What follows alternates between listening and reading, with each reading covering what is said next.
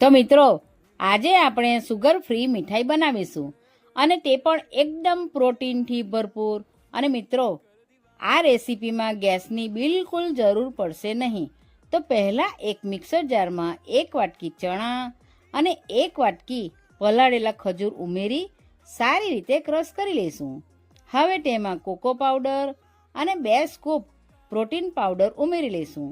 હવે એ મિશ્રણને એક કન્ટેનરમાં કાઢી પાથરી લઈશું. અને મિત્રો, પ્રોટીન પાવડર ઉમેરવું એ બિલકુલ ઓપ્શનલ છે. હવે અહીં મેં 2 ડાર્ક ચોકલેટ લીધી છે. તમે આ સ્ટેપ સ્કીપ પણ કરી શકો છો. હવે આ ચોકલેટ મેલ્ટ કરીને મિશ્રણ પર સારી રીતે પાથરી લઈશું.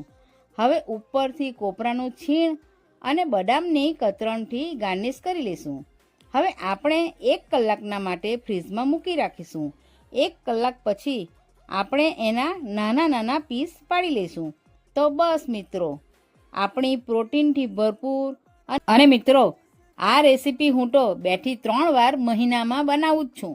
તો તમે ક્યારે બનાવો છો એ નીચે મને કોમેન્ટ કરો.